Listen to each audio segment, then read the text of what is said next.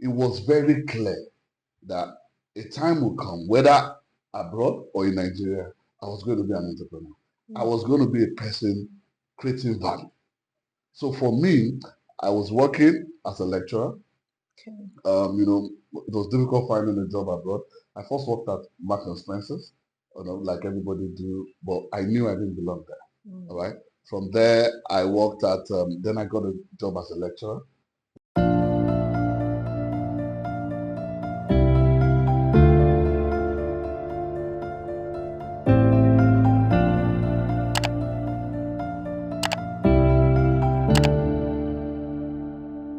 I will tell you categorically, and I'm not saying this just out of trying to be patriotic or trying to paint it like everything is all rosy in Nigeria. But I can tell you that it's one of the best decisions I made. And the reason is, do I want to? I'm not willing to let go of the amount of networks I've made. I'm not willing to let go of the the the amount of investment we've made, the prospects for the future. If probably I was in the UK, I probably would still be working. I'll give an example. Sometimes myself and my wife, because she does night duty, because I lecture and work as an apprentice manager, I work in the day.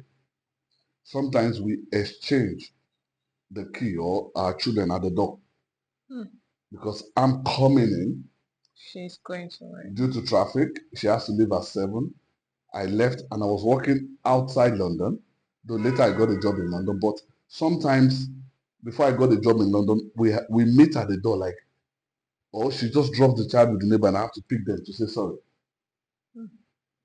Unlike now where there's stability, we've met a lot of people, we've built something together as a family.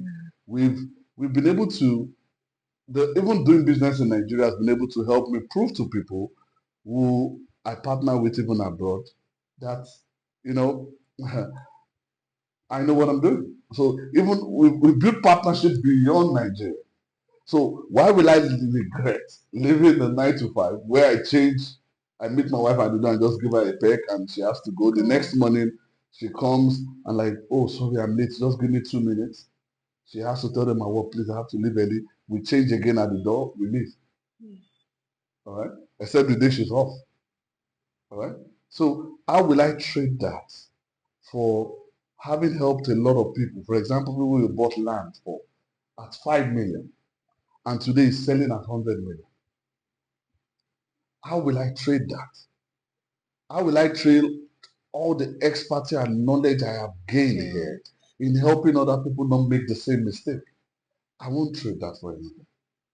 I won't trade that for a 9 to 5 in the UK. No issue with us doing 9 to 5 in the UK. Even in the UK now, my family will become even more business oriented. All right. So we do more business and work than 9 to 5. So it's become something we've even transferred from what I'm doing now to doing it even abroad. And seeing countless number of people who said, you convinced me to come back to Nigeria, and I think you're right. That gives me so much joy. You don't know, it's like when they say, if somebody gives their life to God, and heaven is glad that his soul is one, that one soul is one. When we win one client over and they say, you know what, I've seen a client who told me, no, everybody in Nigeria is corrupt. Hey, I don't believe you can have genuine money in Nigeria. And I was trying to, and at some point, this is a client I was working with, I was beautiful. You know what, don't talk about it again. We're almost arguing out of respect. They just shut me up. And this client telling me now that he's looking at $500 million investment in Nigeria. What are we talking about? And I'm telling you, this happened in the space of 8 months to 1 year. How somebody's mind could just swap from looking and I said, you know, whoa, this guy knows his stuff. You see, that's one thing about Nigeria. If you know your stuff, there are a lot of opportunities. I'm not telling you there are no challenges, but there are also a lot of opportunities. Okay. If I want to summarize everything you said so far, the 4 year struggle coming back to Nigeria to start a business, start an investment, and everything you face so far, it seems like your focus is just on diasporas only, Nigerians in diasporas. Or is that the only focus you have, or Nigerians in Nigeria do not really don't deal with them? Like it's against your rule or something. Okay, maybe if I tell you how Aridan Construction, Okay. even though Aridan Global Investment was our first company, and then transitioned to Aridan Construction before we have Aridan Homes and Aridan Foods. One of the things I came to Nigeria to do that I wanted to do in Nigeria was to go into poultry business. Okay. I found out that most of our chickens were coming from Cotonou, and sometimes they would have the chemicals they use to embalm them. Let me use the word embalm so that people understand, to preserve them, are close to chemicals they use in embalming human beings. And they ship them all the way from India, sometimes due to demurrage and all that. They spend 2-3 months on sea. They're supposed to be fresh. Don't forget, they now take it to the seller. The seller too stores it. It spends 1 and 2, 3 months in a freezer. So we're not eating fresh. And because if you look at most of my business and things I do, I've always thought about how to solve a problem. I've always been passionate about Nigeria and how to solve and how to add value. If I summarize myself and some of the things I do, I will summarize it under that. That it's for me, it's majorly about adding value. So that was what I wanted to do. Okay. Then, while I was working, I kept hearing people saying, I'm not going back to that country. I sent money to my pastor, to my imam. They used the money to build themselves and they were cursing me. I was asking them for money. I heard people who build houses, and the people who built the houses were living in those houses, and the children, because they didn't come back home, were saying this is our father's house when they went there. And they only had one room to stay. I was saying all kind of things. Somebody who was shot, he told his brother to build a house for her. The brother didn't build a house for himself. She came to Nigeria demanding for a house, only for her to be shot around the Keja. They had to rush her after the first stage straight to the airport. She flew back to the UK and said she was never going to come back to Nigeria. So hearing all those heartbreaking stories and knowing that there are good people in Nigeria, there are some of us who are really passionate about seeing a change in Nigeria.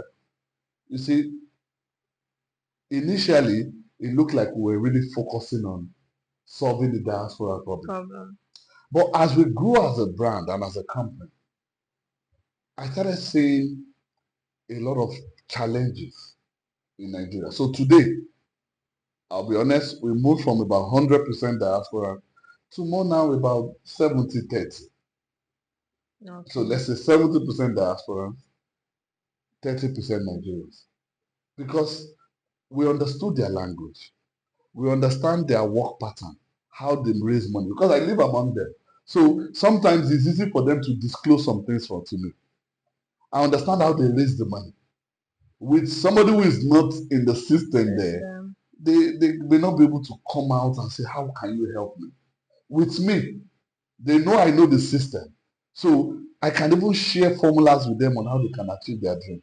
But with somebody who is here, it's difficult for somebody who is living abroad to be able to say, because everybody believes you have the money. Yes. And when you even have the money, they are scared. Like, can they just trust you and give you the money? But by the time, I would say that gave me leverage coming from over there, knowing that I speak their language. I know their challenges. I know their fears. I know how they raise the money. I can help them create a pattern of how we are going to make it work. So at some point, we had more of 100% Nigerians in diaspora. I can say now it's more 70-80 diasporans and 20-30 Nigerians. But we're trying to also change the game. Okay. Because at Aridan Homes, which is one of our companies, we are looking at solving the mortgage problem. A lot of people don't know that we have mortgage scheme in Nigeria. Trust me, if we start talking about mortgage, which maybe I will do a separate podcast on, you understand why it's not that we don't have some things in Nigeria, but there are so many challenges that if you solve the problem, trust me, there's money to be made. But solving the problem also can drain you a bit. But it can be very rewarding at the end of the day. If I start today, trust me, we'll not end this podcast. But it's a problem that I am willing to solve for the sake of humanity, for the sake of legacy, to solve those problems. I can tell you that in the next 1 to 2 years, we're looking at developing over 100 to 200 housing units of affordable homes on mortgage scheme. So that will really, really push back The our foreign investors. investors. Even though I may be wrong on that, because even though we are looking at, don't forget there are people abroad too that cannot even afford a house of 20 million, 15 million. We're also looking at providing mortgage for people in System. the diaspora. Diaspora. So it may balance out at the end of the day. So we are not just focused on On diasporans. diaspora. We're now working really active to Hmm. really provide solutions across Nigeria very soon. It's in the pipeline. Okay. Hmm. It's a lot. Yeah, it's a Okay, lot. It's a it's a lot. lot. It seems you. I don't know. I just want to ask this. This question can will sound personal from me Okay. because you've listed out your struggles. You've listed out trying to gain the trust of those in diaspora and still working with the Nigerians here. Let me use that word. Um, it's a two-way thing because now they trust you. You are facing the Nigerians that they don't trust. Mhm. You understand? So my question is, how are you able to balance that? Mm. That is one. And again, with all the struggles you faced, honestly, I feel it's enough for someone to say, okay, I'm done with Nigeria, I want to go back home. Yeah. But you're still staying calm. It's like you are still pushing on, you still want to make more investment. So what is that thing that's giving you that calmness? That eh, I know it's not, I'm still gonna move on. What's pushing you to move on? Okay. The question are in two phases. Yes. So I would have loved to pick the last one first, but so that I Okay. don't forget the first one. Okay. Let me pick the first one. So you see, the beauty of people working with us at Aridan Homes, which is one of our companies in Aridan Holdings, and Aridan Construction is, to be factual, when it comes to doing things here, there's a lot of it. Mm-hmm. From the artisans to the suppliers to the time to get the job done to the ability for them for when it comes to even monitoring the job, Even the exchange rate, the believe exchange it rate or and all that. exactly. One of the things that I could say that if you come to us at Aridan Homes Okay. or you come to the Engineering Yoroku brand is that we are like, we fill in the gap. Hmm. Trust me. I tell people that when you want to communicate with Nigerians in diaspora, you need to learn the communication skills separately. It's like a course on its own. I hope to do a short course that people will actually pay for to understand how to. And I'll give Understand. an example. If something is not working and the diaspora has spent 1 million naira, Okay. whether you are the one that did it or somebody else did it, you don't pick up the phone and just say, "Oh ma, I just came here. Oh. That thing is not working. Oh, it's not working. I'm sure you spent millions on it. This guy is not." You don't communicate that way. You see, Okay. because of the nature of the work, some of them work 2, 3 shifts. They're even trying to get a rest with all the family problem, marriage problem, child issues, training a child. They will put all the vengeance Hmm. and all the anger. You think you're trying to win them and show them, oh, I went there and I gave you. No, you have to be very discreet, and also it's like telling them the truth, but in a very discreet way. For Okay. example, if I go there, most people have called me on what job people have been going and check this job. They expect that when I come, they'll be telling me, oh, he did this, he collected our money. When I come there, they expect me to join them Interacting. in insulting the person or picking out a fault on the person. All right. I go there and like, oh, for example, if something is not working, man, I got there. All right. I can see what they've done. I'm sure this guy has spent 90% of the money, or if not all. But maybe there are bits and Bobby just needs to touch for this thing to work. To I work. think you should give me his phone number. Let me speak to him. Okay. The person feels, oh, you want to, because everybody needs help. Everybody needs support. So they even build confidence in you that you are watching their back. Yes. But people make that mistake of thinking spoiling that person will make you get the job. All right? But forgetting that, see, when you spoil the person, and if eventually that other person is good in communication skill and is able to tell them, what your brother is saying is wrong, it's not finished, the woman will be getting worried, or the man, of listening to the brother, because you feel, if I call him before my heart start palpitating, you think you've won them, you will eventually lose them. But you see, the person with a good communication skill Still. will eventually win them. And they'll be like, oh, let's call Engineer Tayo to look at it. Because they know that even the where you did not send, what you didn't even send Send him, them you could to. go there and like, oh, I got there, he did a good job, but I noticed the pumping machine was not covered, but we decided to cover it. Unlike some people, they send you there, oh, they left everything. You now send them the picture like that. Mm. No, How do you want the person to feel if you're no, in no, that shoe? no solution to Do you to understand? the issue. So we feel that gap. Like I said, we understand their pain. We understand their reaction. We understand how. So the Enginetario European brand, all right, and the Aridan Homes brand is a company that you can rely on. That even when things are going wrong, You know they you have probably would not solution. know. Yes. You probably will feel, they make you feel like it's not a problem. I will talk to them.